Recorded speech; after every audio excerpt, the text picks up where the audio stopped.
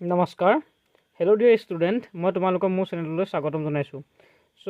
আজি মই এইটো ভিডিঅ'ত তোমালোকৰ ক্লাছ 10ৰ দশম শ্ৰেণীৰ অংক বিষয়টোৰ প্ৰথম অনুশীলনী 1.1ৰ অংকখিনি আমি আলোচনা কৰিম। তোমালোকে প্ৰথম অংকটো দেখিছা যে 1 নম্বৰ অংকটো দেখিছা ইউক্লিডৰ কলম বিধি ব্যৱহাৰ কৰি গসাগু উলিওৱা। এনেকুৱা যদি অংক দিয়ে আমি কেনেকৈ কৰিম আজি আলোচনা কৰিম। ইউক্লিডৰ কলম বিধি ব্যৱহাৰ দুটা সংখ্যাৰ মাজত কেনেকৈ কৰা হয় প্ৰথমতে আমি চাই ল'ব লাগিব কোনটো সংখ্যা ডাঙৰ। যিটো সংখ্যা ডাঙৰ সেইটো সংখ্যাক আমি গ্ৰেটাৰ দেন চিনৰ ভিতৰত ৰাখিম আৰু যিটো সংখ্যা সৰু সেইটো আমি গ্ৰেটাৰ দেন চিনৰ বাহিৰত ৰাখিম। ঠিক আছে, আমি ইহঁত দুটাৰ সংখ্যাৰ মাজত 2 to 5 আৰু 135ৰ মাজত আমি ইউক্লিডৰ কলম বিধি ব্যৱহাৰ কৰিম। কেনেকৈ ব্যৱহাৰ কৰিম?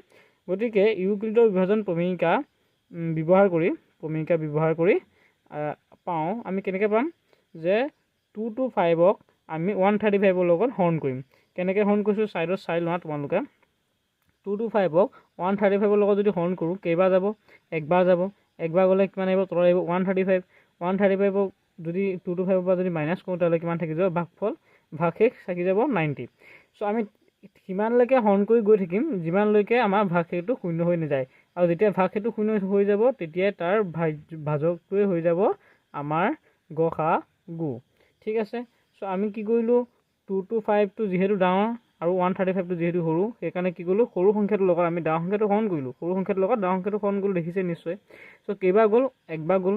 বাকী কিমান থাকিলে? বাকী থাকিলে 90। 90 বাকী থাকিলে নহ'ব, আমাৰ বাকীটো লাষ্টত কিমান ওলাবগৈ লাগিব? শূন্য ওলাবগৈ লাগিব। যেতিয়ালৈকে শূন্য নোলায় আমি তেতিয়ালৈকে হৰণ কৰি গৈ থাকিম। যিহেতু 90 ওলাইছে 90টো শূন্য সমান নহয় তাৰ কাৰণে আকৌ কি কৰিলোঁ নেক্সট আমি কিহৰ লগত হৰণ কৰিম? নেক্সট আমি কৰিম তোমালোকে নিশ্চয় ইয়াত চাবা। নেক্সট আমি কৰিম যিটো আমাৰ ভাগশেষ ওলাব সেইটো আমি আগৰ যিটো ভাজক আছিলে সেইটোৰ লগত হৰণ কৰিম। আগতে আছিলে 135। 135ক আমি কিহে হৰণ কৰিম? এইবাৰ 90 হৰণ কৰিম। 90 যদি 135ক হৰণ কৰোঁ কেইবাৰ যাব? আকৌ এবাৰ যাব। এবাৰ গ'লে আকৌ তলত 90 আহিব। 90 হৈ যোৱালৈকে 45 হৈ যাব তলত। বাকী ভাগশেষ আকৌ এইবাৰ কিমান পালোঁ? 45। 45টো 0 ওলোৱাগৈ নাই, মানে ভাগশেষটো এতিয়াও আমাৰ 0 ওলোৱাগৈ নাই। আকৌ কি কৰিব লাগিব? আকৌ যিটো আগৰ 90 আছিলে সেই 90 আকৌ আমি 45ৰে হৰণ কৰিব লাগিব। আকৌ 45ৰ লগত আমি 90টো হৰণ কৰিলোঁ। কেইবাৰ গ'ল? দুবাৰ গৈছে। দুবাৰ গ'লে কিমান আহিব? 90 আহিব। 90 হ'লে ভাগশেষ এইবাৰ শূন্য ওলাই গ'ল। এতিয়া তোমালোকে নিশ্চয় দেখিলা এইবাৰ কিমান ওলাইছে? ভাগশেষ শূন্য। ভাগশেষ শূন্য কিহৰ কাৰণে ওলাইছে? কি ভাজকৰ কাৰণে ওলাইছে? ভাজকটো হ'ব আমাৰ 45। যেতিয়া কোনো এটা ভাজকৰ কাৰণে হৰণ কৰি গৈ থাকোঁতে যদি ভাগশেষ যদি শূন্য ওলাইগৈ তেতিয়াহ'লে সেই ভাজকটোৱে হ'ব ইয়াৰ গসাগু। তোমালোকে নিশ্চয় বুজি পালা যে 135 আৰু 2 to 5ৰ মাজত গসাগু হ'ব 45। এতিয়া নেক্সট 2 নম্বৰ অংকটো চোৱা। 2 নম্বৰ অংকটো আছে 38220 আৰু 196ৰ মাজত আমি গসাগু ওলাবলৈ ইউক্লিডৰ কলম বিধি ব্যৱহাৰ কৰিম।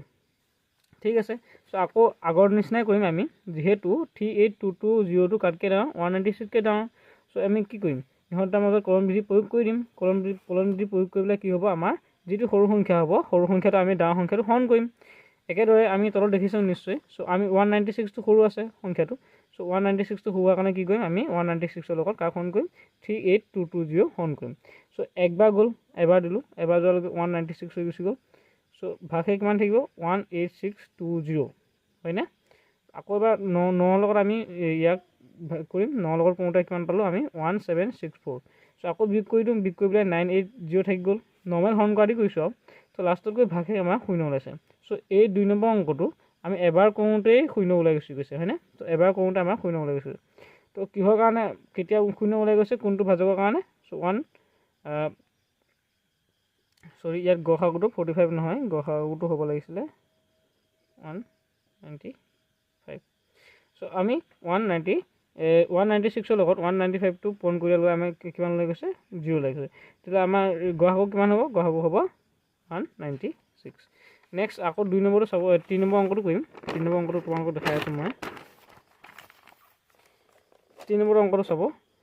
867 আৰু 2 to 5ৰ মাজত আমি কি ওলাব লাগে? গসাগু ওলাব লাগে। যিহেতু আকৌ আগৰ নিচিনাই কৰিম। 867টো কাতকৈ 867টো কাতকৈ ডাঙৰ, 2 to 5তকৈ ডাঙৰ। গতিকে আমি ইউক্লিডৰ কলম বিধি ব্যৱহাৰ কৰিম। আকৌ সৰু সংখ্যাটো ডাঙৰ সংখ্যাটো আগৰটোৰ নিচিনাই হৰণ কৰিম। আগৰটোৰ নিচিনা হৰণ কৰিলে কিমান পাম? আগৰটোৰ নিচিনা হৰণ কৰিলে 3 বাৰ যাব। 3 বাৰ গ'লে 765 ভাগশেষ কিমান থাকিব? 102। এইবাৰ ভাগশেটো যিহেতু শূন্য ওলোৱা নাই গতিকে আকৌ আগৰ নিচিনা আমি 102ৰ লগত কাক হৰণ কৰিম 102ৰ লগত আমি 102ক আমি 2 to 5ক হৰণ কৰিম 102ৰে আমি 2 to 5ক হৰণ কৰিম 2 to 5ৰ লগত হৰণ কৰিলে আমি কিবা যাব দুইবাৰ যাব ভাগশেষ থাকি যাব 51 সেইটো মই ইয়াত কৰি নিদিলোঁ একচুৱেলি কৰি দিব লাগিছিলে চাইডৰ হৰণটো চ' 51 ভাগশেষ থাকি গ'ল তথাপিও আমাৰ এতিয়াও ভাগশেটো শূন্য ওলোৱাকৈ নাই গতিকে আমি কি কৰিম আকৌ ভাগশেটোৰ লগত আগৰ যিটো ভাজক আছিলে সেইটো আকৌ হৰণ কৰিম চ' 51ৰ লগত যদি মই 102টো হৰণ কৰোঁ 51ৰ লগত যদি 102টো হৰণ কৰোঁ কেইবাৰ যাব দুইবাৰ গ'লে সম্পূৰ্ণভাৱে আমাৰ ভাগশেটো শূন্য হৈ যাব চ' ভাগশেটো যেতিয়া শূন্য হৈ যাব তেতিয়া কি হৈ যাব আমাৰ যিটো ভাজক আছিলে সেইটো হৈ যাব ইয়াৰ কি হৈ যাব গসাগু হৈ যাব চ' 865 আৰু 2 to 5ৰ মাজত গসাগু হ'ব 51 এতিয়া আমি 4 নম্বৰ অংকটো কৰিছোঁ 4 নম্বৰ অংকটো আছে 272 আৰু 1032ৰ মাজত গসাগু ওলাবলৈ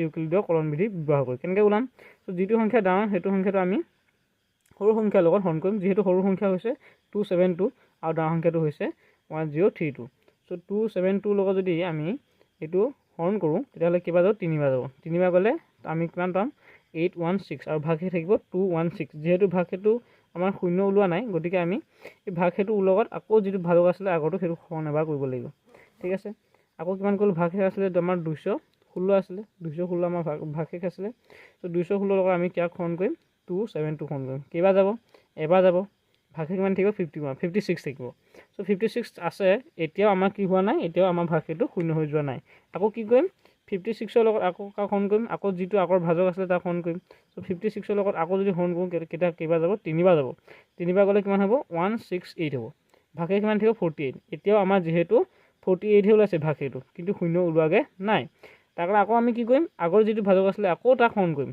মানে আমি হৰণ কৰি গৈ থাকিম যেতিয়ালৈকে আমাৰ শূন্য নোলাবগৈ চ' 48ৰ লগত আমি 56টো হৰণ কৰিলোঁ এবাৰ গ'ল ভাগশেষ থাকিলে আমাৰ 8 থাকিলে হয়নে তো 8 থকাৰ কাৰণে আমি 8টো চাইডত লগাইছোঁ তাৰপৰা আমাৰ যিহেতু 8 ওলাইছে আকৌ 8ৰ লগত আমি 48টো হৰণ কৰিম চ' 8ৰ লগত 48টো হৰণ কৰিলে আমি চবেই জানো 8 6 গুণ 48 তো ভাগশেষ থাকিব শূন্য গতিকে ইহঁতৰ সংখ্যাৰ কাৰণে কিমান হৈ যাব 272 আৰু 1032ৰ কাৰণে গসাগু হৈ যাব সিহঁতৰ গসাগু হ'ব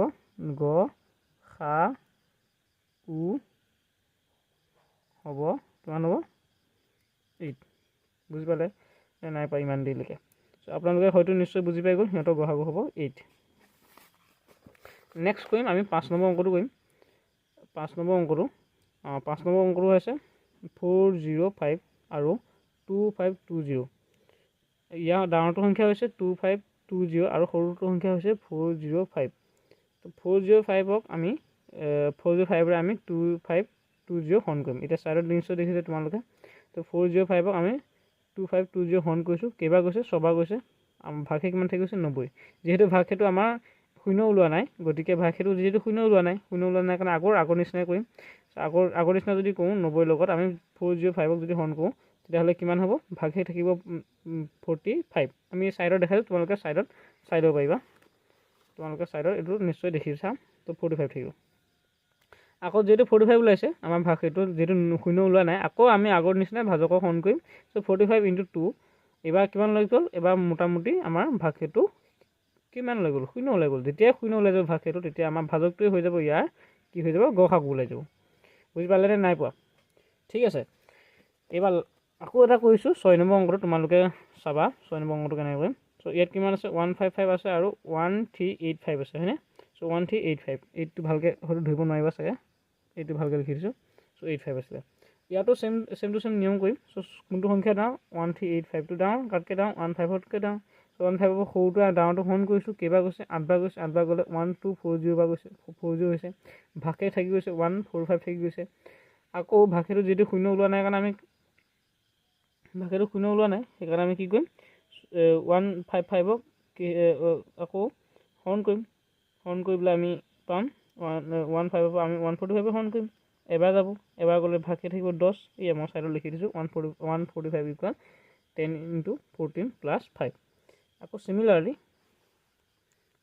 এইবাৰ হ'ব কিমান হ'ব আকৌ আমাৰ যিহেতু ভাগশেষ 10 ওলাইছে যেতিয়া আকৌ 145 আমি হৰণ কৰিব লাগিব চ' আমাৰ কিবা যাব এবাৰ দিলোঁ 10 হ'ল 45 নামি গুচি আহিলে 4 দিলোঁ 40 হ'ল আকৌ 5টা ভাগশেষ ওলাই গুচি আহিলে ভাগশেষটো এতিয়ালৈকে আমাৰ 5 ওলাইছে 0 ওলোৱা নাই তাৰ কাৰণে কি কৰিম আকৌ 5ৰ লগত আমি এই 10 সৰণ কৰিম 5ৰ লগত 10 সৰণ কৰিলোঁ দুবাৰ গ'ল দুবাৰ যোৱালৈকে 5 2 10 মিলি গ'ল যেতিয়া আমাৰ 5 2 10 মিলি গ'ল আমাৰ ভাগশেষটো 0 থাকি গ'ল নে সো ভাগশেষ আমাৰ 0 থাকি গ'ল তেতিয়াহ'লে আমাৰ গড়হাগু সিহঁতৰ মাজত কি হৈ যাব গড়হাগু হৈ যাব 5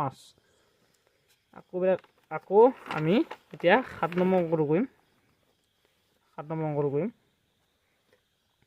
7 নম্বৰ অংকটো 384 আৰু 1296 হয়নে সো ইহঁতৰ মাজৰ সংখ্যাটো ডাঙৰ আকৌ একে ধৰণে কৰিম আৰু মই সেইকাৰণে ইমানকৈ গাই থকা নাই তোমালোকে হয়তো নিশ্চয় বুজিলা এতিয়ালৈকে সো যিটো সংখ্যা ডাঙৰ সেইটো সংখ্যা ৰাখিম ভিতৰত আৰু যিটো সংখ্যা সৰু সেইটো বাহিৰত ৰাখিম সো দুইটাই হৰণ কৰিলোঁ কেইবাৰ গ'ল তিনিবাৰ গ'লে 1152 পালোঁ ভাগশেষ থাকিলে 144 আকৌ যিহেতু ভাগশেষটো আমাৰ 144 হে পাইছোঁ 0 ওলোৱা নাই গতিকে আকৌ 144 লগত আমি কাক হৰণ কৰিম 384 হৰণ কৰিম কেইবাৰ যাব দুবাৰ যাব ভাগশেষ থাকিব 96 এইবাৰো আমাৰ ভাগশেষটো 0 ওলোৱা নাই গতিকে আকৌ 96 লগত আমি 144 হৰণ কৰিম আকৌ হৰণ কৰিলোঁ আকৌ একবাৰ গুচি গ'ল ভাগশেষ থাকিলে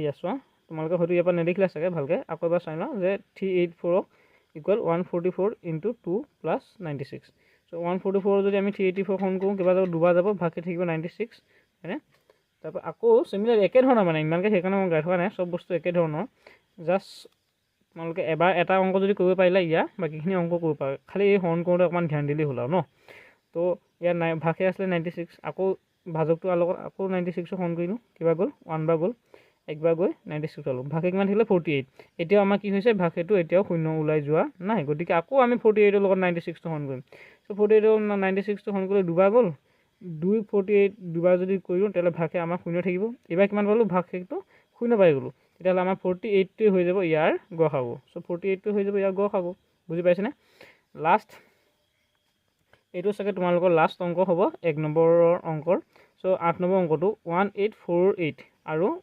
4058 হয়নে তো ইহঁতৰ মাজত কোনটো সংখ্যা ডাঙৰ 4058টো ডাঙৰ কাৰকে ডাঙৰ 1848কে ডাঙৰ যিটো সংখ্যা সৰু তাক আমি ডাঙৰটো হৰণ কৰিম সো সৰুটোৱে ডাঙৰটো হৰণ কৰিলোঁ দুবাৰ গৈছে দুবাৰ যাওঁতে আমাৰ 362 ভাগশেষ পাইছোঁ যিহেতু ভাগশেষটো 0 ওলোৱা নাই সেইকাৰণে আমি 362 আকৌ 1840 হৰণ কৰিম তোমালোকক মই ইয়াত দেখাই দিছোঁ এইয়া চাওক তো 362ক আমি 1848 হৰণ কৰিছোঁ ভাগশেষ থাকি গৈছে আমাৰ কিমান হৈছে 38 থাকি গৈছে যিহেতু 0 ওলোৱা নাই সেইকাৰণে আকৌ 38ৰ লগত মই কাক হৰণ কৰিব লাগিব 362 হৰণ কৰিব লাগিব আকৌ 38ৰ লগত মই 36 হৰণ কৰিলোঁ সো 9 বাৰ গৈছে 342 হৈছে ভাগশেষ থাকিব 20 তো আকৌ যিহেতু 20ৰ লগত ভাগশেষটো 0 ওলোৱা নাই কাৰণে আমি কি কৰিম সো 20ৰ লগত আকৌ আমি 38টো হৰণ কৰিম সো 20ৰ লগত 38টো হৰণ কৰিম 20ৰ লগত আমি 38টো পুনৰবাৰ হৰণ কৰিম ঠিক আছে 38ক যদি আমি 20ৰ লগত যদি হৰণ কৰোঁ তেতিয়াহ'লে কিবা যাব একবাৰ গৈ কি হ'ব 18 দেখিছেনে নিশ্চয় 18 আমি ভাগশেষ কিমান পাইছোঁ 18 পাইছোঁ তথাপিও এইবাৰো আমি কি পোৱা নাই এইবাৰ আমি 0 পোৱা নাই তেতিয়াহ'লে কি কৰিম 0 পোৱা নাই যদি আকৌ আমি 18ৰ লগত 20টো হৰণ কৰিম 20টো হৰণ কৰি পেলাই লাষ্টত 2 9 গুণ 18 আকৌ এইবাৰ ডাইৰেক্ট কিমান হৈ গ'ল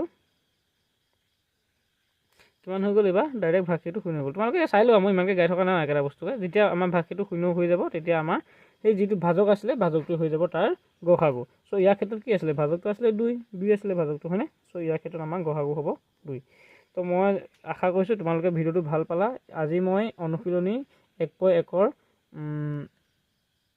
যিখিনি অংক আছিলে 1 নম্বৰৰ পৰা মই ধৰি লওঁ 7 নম্বৰলৈকে তোমালোকক বুজাই দিলোঁ বাকী আকৌ নেক্সট ভিডিঅ'টোত মই 2ৰ পৰা বাকী যিকেইটা অংক আছে সেইকেইটা অংকৰ মই শেষ কৰি দিম তো তোমালোকে মোৰ প্লে লিষ্টত গৈ চাবগৈ পাৰা যদি নতুনকৈ আহিছা যদি ভিডিঅ'টো ভাল লাগিলে আকৌ এবাৰ কৈছোঁ চেনেলটো ছাবস্ক্ৰাইব কৰি থ'বা যাতে তোমালোকে এনেকুৱা ভিডিঅ' আহি থাকিলে তোমালোকে নিশ্চয় পাই থাকিবা থেংক ইউ